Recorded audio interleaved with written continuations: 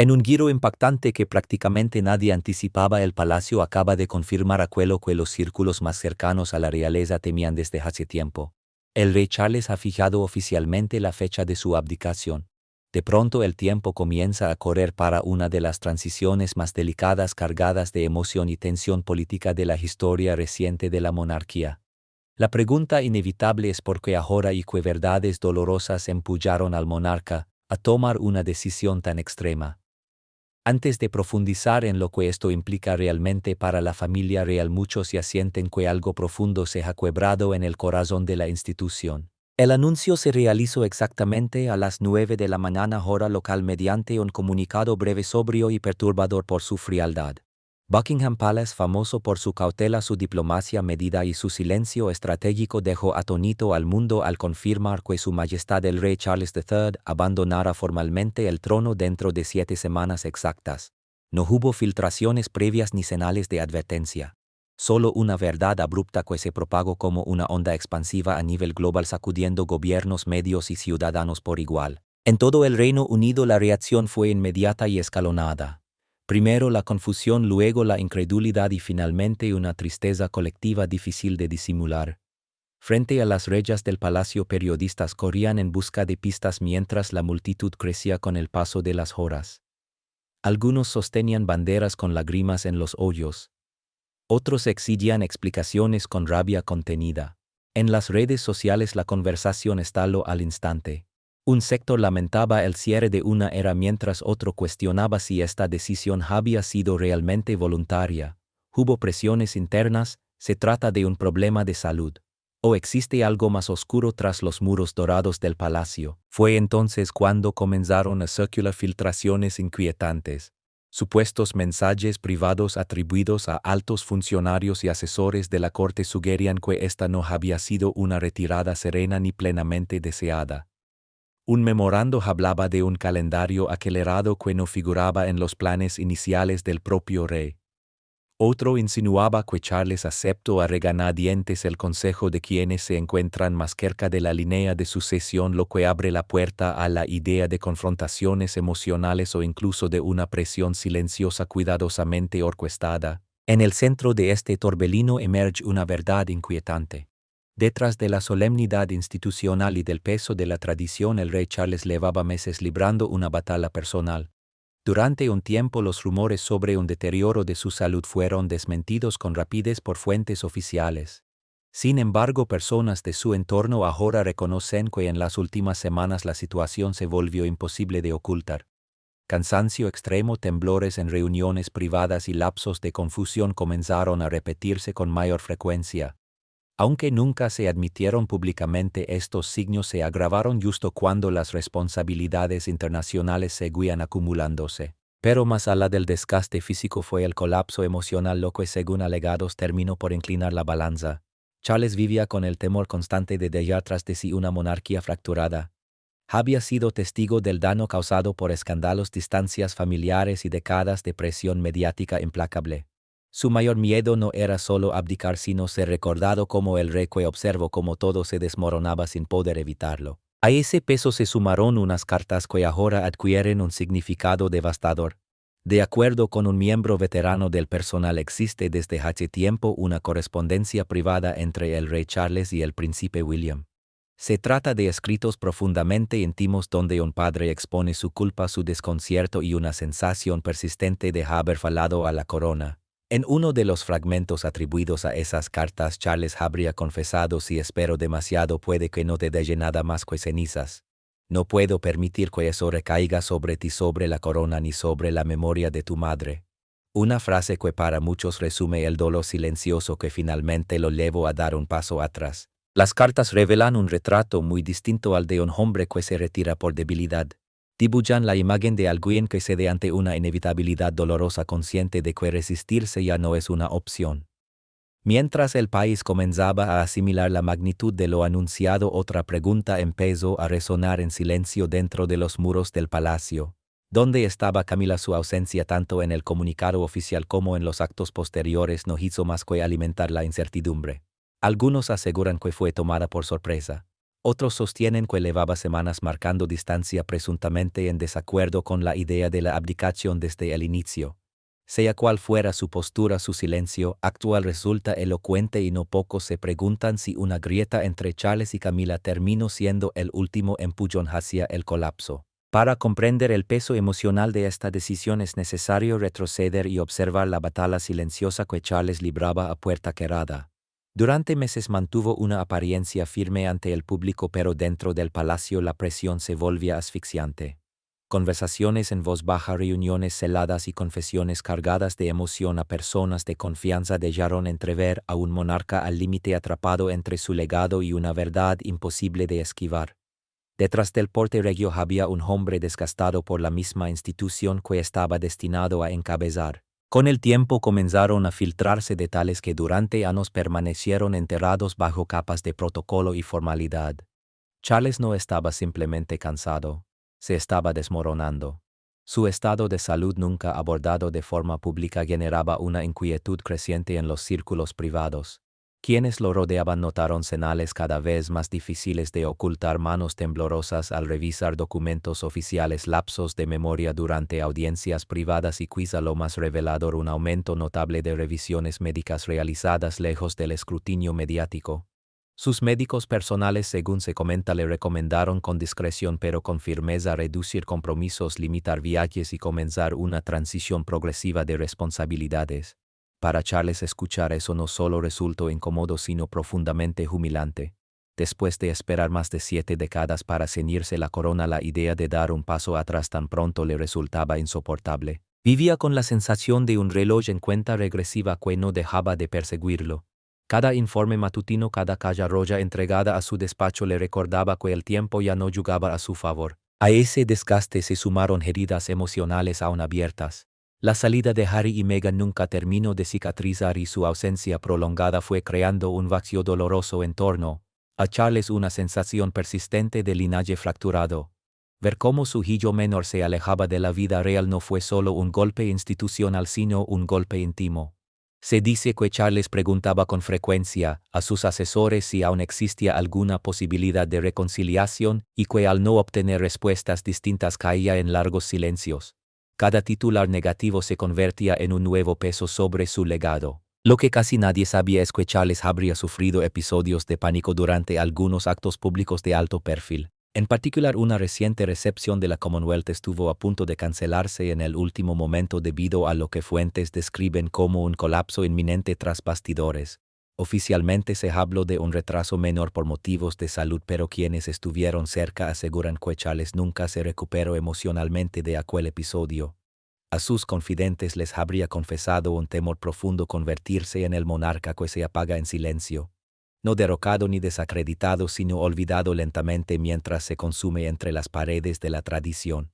A un amigo de confianza le habría dicho: viví toda mi vida a la sombra del reinado de mi madre, pero ahora la luz es demasiado intensa y no sé hacia dónde mirar. Sobre él pesaba también la presencia imponente de la memoria de la reina Isabel II en su temple, su resistencia, su sentido inquebrantable del deber. Charles confesó en privado una inseguridad constante por no estar a la altura de ese estándar casi imposible. Por más esfuerzos que hiciera, temía ser visto no como su igual sino como su sucesor incómodo y tardío. Mientras él luchaba con ese derrumbe interno a su alrededor, otros ya comenzaban a moverse. Asesores y altos funcionarios del palacio trabajaban discretamente en un plan de sucesión alternativo, trazando escenarios futuros. Sin embargo, ese plan no permaneció oculto por mucho tiempo. Cuando salió a la luz, provocó una tormenta que dejó al descubierto cuán profundamente fracturada se encuentra realmente la institución monárquica. El plan nunca estuvo destinado a salir a la luz pública, al menos no de la forma en que finalmente ocurrió y mucho menos con tanta rapidez. Su elaboración fue el resultado de una serie de reuniones tensas y reservadas en las que participaron altos cortesanos, enlaces gubernamentales y asesores legales cuidadosamente seleccionados. En el núcleo del documento se trazaba una transición acelerada. Charles dejaría el trono y William asumiría casi de inmediato, sin los meses habituales de pausa ceremonial. La urgencia era evidente, pero fueron los detalles ocultos entre líneas los que encendieron la reacción en cadena. Según los documentos filtrados, el príncipe William no solo sería coronado rey en un plazo de 60 días tras la abdicación, sino que además recibiría amplios poderes sobre la gestión del palacio incluso antes de que Charles abandonara oficialmente el cargo. La justificación oficial hablaba de estabilidad y continuidad, pero para algunos aquello parecía un golpe silencioso, una transferencia de poder diseñada a espaldas del propio monarca. Los medios que accedieron primero a la filtración presuntamente a través de un informante inquieto publicaron solo fragmentos. Aún así, esos extractos bastaron para sacudir los cimientos ya debilitados de la monarquía. La atención pública se desplazó rápidamente hacia la princesa Catherine. Aunque William era el heredero natural, muchos no pasaron por alto la escasa presencia de ella en el borrador filtrado. Las preguntas estalaron tanto en redes sociales como tras los muros del palacio. ¿Estaba realmente preparada para asumir el papel de reina consorte en medio de un contexto personal tan delicado? Viejos rumores sobre problemas de salud durante años protegidos del escrutinio público reaparecieron con fuerza renovada. El silencio de Kensington Palace no hizo más que avivar la inquietud. Para muchos ya no se trataba solo de un relevo en el poder, sino de si la monarquía del futuro avanzaba hacia la claridad o se adentraba aún más en la tormenta. Sin embargo, el impacto emocional más profundo no vino de William ni del público, sino de Camila. Varias fuentes confirmaron que la reina consorte quedó devastada al descubrir que no tendría ningún papel consultivo tras la abdicación. La mujer que acompañó a Charles durante décadas de escándalos y reconstrucción personal parecía ahora borrada del futuro como una simple nota al pie. Su entorno describió una sensación de traición difícil de asimilar. Incluso se afirma que enfrentó a Charles en un encuentro privado que terminó en silencio y lágrimas. La prensa comenzó a notar su ausencia en actos oficiales. Quien antes era una presencia constante junto al rey ahora desaparecía tanto en lo físico como en lo político. Dentro del palacio las divisiones se hicieron evidentes. Un grupo fiel a Charles empezó a resistir discretamente, decidido a frenar o al menos retrasar la transición. Otro sector más joven se alineó con William, convencido de que la abdicación no solo era inevitable sino necesaria. La tensión fue en aumento, fracturando canales de comunicación, alterando agendas y obligando a altos funcionarios a celebrar reuniones de crisis en plena madrugada para controlar la imagen pública. La situación escaló aún más cuando Charles convocó al primer ministro a una reunión inesperada. Lo que debía ser una actualización rutinaria según fuentes cercanas se transformó en un intercambio áspero. Charles habría acusado a representantes del gobierno de actuar con precipitación y de socavar la autonomía real, dejando claro que incluso en retirada no estaba dispuesto a ceder el control sin dar batalla. El primer ministro, atrapado entre la obligación institucional y la delicadeza diplomática, abandonó aquella reunión visiblemente afectado. Lo que debía haber sido una transición ordenada comenzaba a transformarse en un espectáculo constitucional sin precedentes. Todo esto ocurría bajo la mirada atenta del Commonwealth. Líderes de Canadá, Australia y varias naciones del Caribe empezaron a plantear dudas no solo sobre la sucesión sino sobre la propia vigencia de la monarquía en una era posterior a Charles. El impacto de este plan ya no se limitaba a Londres, se había vuelto global. Un asistente lo describió sin rodeos: la abdicación no era solo un cambio en la corona, era un terremoto geopolítico. Pero si el plan de sucesión fue la chispa inicial, la reacción dentro de la familia real fue lo que realmente avivó el incendio. A medida que la decisión de Charles se extendía como una onda expansiva, el príncipe William quedó expuesto en el centro del escenario. Sin embargo, lejos de mostrarse victorioso, su reacción sorprendió incluso a sus aliados más cercanos. Y lo que casi nadie sabía hasta entonces era que Catherine libraba en silencio su propia batalla privada. La confirmación oficial de la fecha de abdicación cayó sobre William como un rayo. Aunque había contemplado esa posibilidad en abstracto, la certeza de que ocurriría tan pronto y de manera tan definitiva lo sacudió profundamente. Personas de su entorno aseguran que poco después de recibir la notificación final del palacio, William se derrumbó en privado. Solo en su despacho tras puertas cerradas, el futuro rey lloró no por la corona sino por el peso que ahora representaba. Según un confidente cercano llegó a decir: no estoy heredando un legado. Estoy recibiendo un campo de batalla. Esto no es un trono, es un reino fracturado. No eran palabras de ambición sino el lamento de un hijo enfrentado a la retirada de su padre, de un esposo atrapado en un momento imposible y de un príncipe obligado a asumir un papel construido sobre los escombros de conflictos internos. Catherine, siempre serena y leal en público, había mantenido silencio mientras la tensión crecía.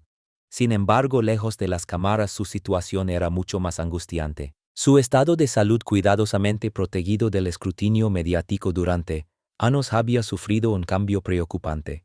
Fuentes confirmaron que Catherine estaba atravesando una nueva etapa de tratamientos médicos justo cuando se quebraban los detalles de la abdicación de Charles. El momento no podía ser peor. Los médicos, según se informa, advirtieron que el estrés y la exposición de una coronación repentina podían interferir seriamente en su recuperación, incluso provocar retrocesos. Aún así, fiel a su imagen de fortaleza, Catherine insistió en cumplir con sus deberes hasta que resultó evidente que incluso ella tenía límites. Lo que ocurrió después fue uno de los episodios más cargados de emoción que se recuerdan en el seno de la familia real. Se celebró una reunión privada en Sandringham en la que el rey William, Catherine y varios miembros clave del círculo íntimo se sentaron a debatir el camino a seguir. Testigos describen una atmósfera densa marcada por la tristeza, la tensión y la confusión. Charles permaneció en silencio mientras William cuestionaba los plazos, pedía una prórroga y expresaba su temor de que la salud de Catherine estuviera siendo ignorada en la carrera por acelerar la transición. Pero la decisión ya estaba tomada y la maquinaria avanzaba demasiado rápido como para detenerla. En medio del sufrimiento de los adultos, los niños tampoco quedaron completamente al margen. En un episodio que ahora se comenta en voz baja entre los pasillos del palacio, se dice que Charlotte fue escuchada preguntándole a su madre, ¿por qué el abuelo nos está dejando? George, más mayor y consciente, habría permanecido en silencio durante horas tras enterarse de la noticia, incapaz de procesar lo que significaba aquel cambio para su familia. El impacto emocional no fue únicamente político. Fue profundamente íntimo, atravesando a 3 generaciones de una familia real ya desgastada por años de escrutinio público y heridas privadas que nunca terminaron de curar. Mientras William se derrumbaba bajo el peso del deber y Catherine soportaba su dolor en silencio, algo más comenzaba a agitarse en segundo plano, una presencia que regresaba de forma inesperada y difícil de explicar. Porque mientras la familia real luchaba por mantenerse unida frente a la inminente sucesión, otra figura se preparaba para volver al centro del tablero. Y las tormentas emocionales no terminaron allí. Desde las sombras, el príncipe Harry tomó una decisión que nadie anticipó. Apenas unos días después de que se anunciara la fecha de la abdicación, Harry abordó un jet privado rumbo a Londres sin invitación formal, pero llevando consigo un mensaje capaz de quebrar incluso al rey Charles. Su llegada fue tan repentina como silenciosa. No hubo comunicados oficiales, ni avisos a la prensa, ni reconocimiento público de su presencia en el Reino Unido. Pero no se trataba de una visita casual. Harry se dirigió directamente a Clarence House ignorando los protocolos tradicionales y solicitó una audiencia privada con su padre. Sin asistentes, sin asesores, solo ellos dos y un sobrecelado que pronto haría emerger emociones enterradas durante décadas. Según fuentes internas del palacio, aquella carta no fue escrita por Harry. Provenía de los archivos personales de la princesa Diana, un sobre marcado únicamente con sus iniciales y fechado pocas semanas antes de su trágica muerte. Cómo llegó a manos de Harry sigue siendo un misterio, pero lo que sí es claro es que contenía palabras destinadas exclusivamente a Charles. Palabras de una madre que intuía la llegada de una tormenta y temía las consecuencias que esa tormenta podría tener sobre sus hijos si no se afrontaba a tiempo. El contenido exacto de la carta no ha sido revelado, pero quienes la han leído la describen como sobrecogedora. Diana, según relatan, expresaba su esperanza de que Charles no repitiera el silencio que marcó los peores momentos de sus vidas. Le pedía romper el ciclo de distancia emocional y atreverse a mostrar vulnerabilidad, advirtiéndole que el verdadero legado no se mide por el cumplimiento del deber, sino por la capacidad de perdonar y sanar. Una frase en particular habría destrozado por completo al rey: no seas el hombre que espera demasiado para sanar a su familia. Tras leerla, Charles, que había resistido escándalos de estado, ataques mediáticos y crisis políticas sin perder la compostura, se habría derrumbado en lágrimas. Durante más de una hora nadie pudo entrar en la habitación y cuando finalmente salió, su rostro estaba pálido y su postura vencida por un peso invisible. No pronunció palabra, pero su silencio dijo más que cualquier discurso. Quienes presenciaron aquel instante aseguran que algo cambió en él ese día, no en el plano político sino en lo más personal. Y entonces ocurrió un momento que tomó por sorpresa incluso a los guardias del Palacio Senal, de que las viejas certezas dentro de la monarquía acababan de resquebrajarse de una forma imposible de revertir. Por primera vez en muchos años William y Harry se encontraron cara a cara dentro de los muros de Clarence House. La escena estuvo cargada de tensión, sin palabras, pero con una presencia imposible de ignorar.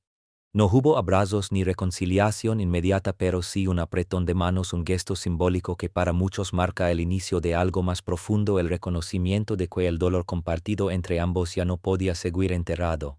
No era el final del conflicto, pero sí una señal de que el silencio había dejado de ser una opción. Meghan, de manera llamativa, permaneció en California. Su ausencia generó más interrogantes que certezas. ¿Se trataba de un distanciamiento consciente de esta nueva etapa o de una forma silenciosa de protesta? Algunos observadores cercanos a la Casa Real creen que su decisión fue deliberada, pensada para dar espacio a padre e hijo y permitirles enfrentar décadas de tensiones sin presiones externas. Otros, sin embargo, dudan de esa interpretación. Sea cual fuere la razón, el impacto del regreso de Harry fue profundo y sacudió los cimientos del relato oficial. De pronto, la abdicación de Charles dejó de ser únicamente la historia de un rey que renuncia al trono. Se transformó en el retrato de una familia obligada a enfrentarse a sus heridas más profundas bajo la mirada del mundo entero. Mientras Charles luchaba con el peso emocional de su legado, la reacción pública añadió una nueva capa de dolor colectivo. El Reino Unido, ya cansado tras años de escándalos reales, no estaba preparado para la ola emocional que siguió a la confirmación de la abdicación. Las calles comenzaron a llenarse de personas, algunos lloraban, otros protestaban, muchos simplemente buscaban respuestas. La pregunta flotaba en el aire con fuerza inquietante: ¿era este el final de la monarquía tal como se conocía o el inicio de una transformación necesaria? En cuestión de horas, miles de ciudadanos se congregaron frente al Palacio de Buckingham. Algunos sostenían velas encendidas, otros mostraban carteles hechos a mano, unos agradeciendo el servicio del rey, otros exigiendo claridad. La atmósfera era eléctrica, cargada de emociones contrapuestas, con un país atrapado entre la reverencia y la rebeldía. Las vigilias silenciosas se prolongaron hasta entrada la noche y por primera vez en décadas las reyes del palacio dejaron de simbolizar únicamente tradición y estabilidad para convertirse en un límite hacia lo desconocido. En paralelo, las redes sociales, habituales campos de batalla de opiniones, se transformaron en un verdadero tsunami digital. Legaron homenajes desde todos los rincones del planeta, recuerdos nostálgicos del legado de Charles, fragmentos virales de sus discursos, imágenes de su infancia junto a Diana. Pero entre los mensajes de reconocimiento también emergió la ira. Muchos expresaron su frustración ante un cambio tan trascendental ocurrido sin un debate público amplio. Otros acusaron a la monarquía de opacidad y manipulación, reclamando transparencia sobre la salud del rey y las verdaderas razones de su salida repentina. La brecha generacional se hizo evidente. Mientras los sectores más jóvenes, tradicionalmente escépticos frente a la institución, vieron la abdicación como una oportunidad para modernizar las etiquetas como nuevo reinado y reinicio real, comenzaron a convertirse en tendencia global, señal de que el debate apenas estaba comenzando. Mientras tanto, las generaciones mayores, aquellas que vivieron los largos reinados de Isabel y luego de Carlos, reaccionaron con un duelo silencioso. Para ellos no se trataba simplemente de un relevo en el liderazgo, sino del desgaste gradual de un mundo construido sobre el deber, la estabilidad y la continuidad histórica. La sensación de pérdida era profunda, casi existencial, y la reacción no se limitó a las calles de Londres. En todo el Commonwealth comenzó a gestarse de forma discreta pero firme un ajuste político de gran calado. En Escocia los murmullos republicanos ganaron fuerza. En Australia dirigentes debatieron abiertamente si había llegado el momento de cortar lazos formales. De pronto el peso simbólico de la monarquía en el escenario global se mostraba frágil. Ya no era solo una cuestión de sucesión sino de supervivencia. Sin embargo, la imagen más devastadora no surgió de las multitudes ni de las cámaras, sino desde el interior de Windsor. Un video oculto grabado por un asistente y filtrado posteriormente a la prensa mostró al rey Carlos completamente solo, observando la reacción pública en un televisor sin sonido. No había asesores ni discursos preparados, solo un hombre que había dedicado toda su vida a un papel que ahora se veía obligado a dejar atrás. En las imágenes se le ve elevarse la mano a la boca con delicadeza, los ojos cargados de tristeza y aceptación. No hizo falta ninguna palabra. El silencio lo dijo todo. A medida que se acercaban los últimos días de su reinado, se produjo una escena inesperada que conmovió incluso a los críticos más duros. Miembros del cuerpo militar real se reunieron en la base del castillo de Windsor.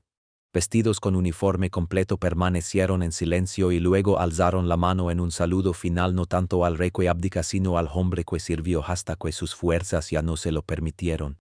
El mensaje era claro. Durante siglos la monarquía se sostuvo sobre la idea de permanencia. Ahora la realidad había quebrado ese mito. Y aún así, en medio del desorden y la incertidumbre, hubo un instante destinado a quedar grabado para siempre en la historia real: el último discurso de Carlos como rey. En su despedida oficial, Carlos III habló sin reservas. La voz le temblaba mientras pronunciaba palabras que incluso sus detractores escucharon en silencio. No fue solo una despedida, sino una confesión, un ajuste de cuentas consigo mismo y una súplica velada hacia el futuro. Transmitido a todo el mundo, su mensaje final estuvo lejos de la pompa habitual. Fue cercano, íntimo y profundamente humano. Ante las cámaras no hablaba ya como soberano, sino como padre, hijo, esposo y ciudadano abrumado por el peso de su propia historia. Sus primeras palabras paralizaron al país. Hoy entrego la corona no como símbolo de retirada, sino como una ofrenda al futuro. Con ello confirmo lo que ya había sacudido al mundo: la abdicación era definitiva y la transición estaba en marcha. Pero lo que vino después sorprendió aún más. Agradeció al pueblo británico sin formalismos, con una honestidad poco habitual, y reconoció errores. Admitió el dolor que atravesó su reinado y al hackerlo empezó a desmontar la idea de que la realeza está libre de arrepentimientos. He conocido el tiempo perdido, los puentes rotos y el precio de la corona, dijo, deteniéndose mientras la voz se quebraba con cada palabra. Por primera vez en la memoria pública reciente, Carlos habló abiertamente de su relación con sus hijos. No mencionó linajes ni protocolos, sino heridas emocionales. A William, que ha cargado con más de lo que jamás pretendí, y a Harry, cuya ausencia resuena más fuerte que cualquier palabra. Los llevo a ambos en mi corazón. Con esa frase el rey no solo cerró un capítulo de su reinado, sino que dejó al descubierto la dimensión más humana de una institución acostumbrada a ocultar sus grietas. El momento fue crudo, despojado de cualquier barniz palaciego. No hablaba un monarca, sino un padre que reconocía en voz alta aquello que muchos habían sospechado durante años: que la monarquía no solo se había tensado bajo el peso del deber, sino que también se había resquebrajado por el silencio. A medida que continuaba, Carlos volvió la mirada hacia el pasado y evocó por última vez la figura de la reina Isabel. Destacó su elegancia, su servicio inquebrantable y esa fortaleza calada que sostuvo a la institución cuando todo parecía tambalearse. Pero también admitió que la gerencia de su madre proyectó una sombra larga, casi inalcanzable. Ella fue la brújula, dijo. Yo solo espero seguir el norte verdadero. Una frase que en cuestión de minutos quedó grabada en titulares de todo el mundo. Sin embargo, fueron sus palabras sobre el futuro las que elevaron la emoción al límite. Al dirigirse a su hijo mayor, lo llamó la luz venidera del reino, y con los ojos empanados expresó un deseo que resonó con fuerza: que gobierne, no a mi imagen, sino desde su propia verdad. No hubo discurso de coronación ni celebración solemne, solo un padre entregando una antorcha con manos temblorosas. Y entonces legó el golpe final, la última frase pronunciada casi como un susurro que atravesó el silencio con la fuerza de un trueno. El amor nunca debe aplazarse, dijo Carlos, quitando una línea extraída del diario personal de Diana. Aquellas palabras dichas con la voz quebrada no iban solo dirigidas a sus hijos, sino a toda la nación: advertencia, anhelo y legado al mismo tiempo. Con eso el discurso terminó. Sin himnos ni fanfarias, únicamente el peso de todo lo que había quedado sin decir expuesto ante los ojos del mundo. Pero mientras un capítulo se cerraba, otro comenzaba de inmediato, cargado de sombras, secretos y tensiones nuevas. Con la abdicación ya sin vuelta atrás, el príncipe William se preparaba para ascender al trono, aunque su camino distaba mucho de ser firme. Conspiraciones susurradas, la frágil salud de Catherine y una creciente rebelión interna amenazaban con desestabilizar la monarquía incluso antes de que su coronación tuviera lugar. El calendario era implacable: 60 días. Eso era todo lo que tenía para asumir el papel de su vida. El palacio, decidido a proyectar continuidad, impuso una fecha de coronación que rompía con precedentes históricos. No habría largos periodos de transición ni margen para una adaptación pausada. La urgencia se palpaba en cada pasillo, pero el precio era alto. William, aún sacudido por la despedida emocional de su padre y preocupado por la salud de su esposa, debía ahora unir a un país que ya no coincidía en lo que la monarquía debía ser o incluso en si debía seguir existiendo. La repentina desaparición de Catherine de la vida pública no hizo más que avivar las llamas. Quien durante años simbolizó estabilidad y templanza se volvió de pronto una ausencia evidente. Los rumores estalaron en tabloides y redes sociales. Empeoraba su estado de salud, la estaban protegiendo de la presión. O se desarrollaba algo aún más grave tras las puertas cerradas. Algunas voces hablaban de intervenciones médicas. Otras de agotamiento emocional de una mujer llevada al límite por un calendario que nunca eligió. Y aún así no hubo comunicado oficial. Ese silencio por sí solo lo decía todo. Mientras tanto, el palacio comenzó a sentir el asedio desde dentro. Aliados de la reina Camila relegados tras la despedida de Carlos empezaron a mover fichas con discreción. Según se comenta, algunos presionaron para conservar cargos honoríficos, títulos ceremoniales e incluso residencias dentro de los complejos reales. La imagen pública fue devastadora. En un momento que exigía cohesión, el público asistía a una pugna de poder entre el pasado y el futuro. Y William, atrapado en medio de ese pulso, tenía poco margen para contenerlo. Fue entonces cuando algunos dentro del propio sistema comenzaron a alertar sobre una fractura más profunda, una facción silenciosa incrustada en el aparato real. No se trataba de simples rumores de tabloides, sino de cortesanos y asesores de alto rango que en la sombra trabajaban para frenar reformas, moldear relatos mediáticos y controlar nombramientos ceremoniales. Su objetivo era ralentizar cualquier agenda de modernización y preservar décadas de tradición. Pero al hacerlo corrían el riesgo de sabotear la misma institución que desean proteger. Y justo cuando parecía que nada podía sorprender más, llegó el giro más inesperado de todos. Un rumor filtrado dejó atónitos incluso a los analistas más curtidos de la realeza. Al príncipe Harry se le habría ofrecido un papel simbólico durante la transición. No se trataba de un regreso pleno ni de una disculpa pública, sino de un gesto medido, una señal sutil de que la corona estaba dispuesta a entreabrir una puerta. Las reacciones se dividieron de inmediato. Para algunos era un paso hacia la sanación, para otros una muestra de debilidad. Sin embargo, en los pasillos del palacio se comentaba que no fue William sino Catherine quien habría impulsado esa rama de olivo, un acto silencioso de conciliación de alguien que observaba cómo la familia real se desgarraba desde dentro. La seguridad se reforzó mientras una inquietud latente comenzaba a aflorar. La amenaza ya no era solo política sino nacional. El MI6, normalmente reservado a asuntos internacionales, habría sido convocado para evaluar riesgos potenciales en torno a la coronación. Susurros sobre interrupciones planificadas, filtraciones internas y protestas organizadas activaron alertas rojas.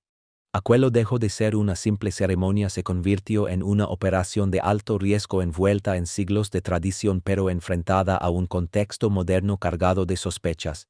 Y aun con un nuevo rey en ascenso quedaba un último capítulo por escribirse, uno capaz de alterar para siempre el destino de la familia real. Cuando el mundo creyó haber visto todos los giros posibles, emergió un documento final. Un codicilo celado al testamento de Carlos, fechado apenas 3 días antes de la abdicación. Su contenido sorprendió incluso a los monárquicos más fieles y sus implicaciones amenazan con sacudir los cimientos de la corona. Jalado en un cajón cerrado del despacho personal del rey en Windsor, el documento estaba escrito en pergamino grueso marcado con su sello privado y destinado a abrirse únicamente tras la abdicación oficial. No figuraba en ningún protocolo sucesorio conocido y pocos sabían de su existencia hasta el día en que fue revelado ante un reducido círculo de altos cortesanos, asesores legales y miembros de la familia real. Lo que encontraron dentro lo cambió todo. El codicilo no era un gesto ceremonial sino un texto con consecuencias reales. En él Carlos establecía directrices posteriores a su abdicación que esquivaban los canales habituales y tocaban el núcleo de las tradiciones más protegidas de la monarquía. Entre ellas destacaba un cambio impactante en la gerencia de títulos reales que reescribía el futuro de la Casa de Windsor. Varios títulos secundarios que se creían destinados A George y Charlotte fueron reasignados, incluido uno en particular, el de Duque de Clarence, reservado específicamente para Archie, el hijo de Harry.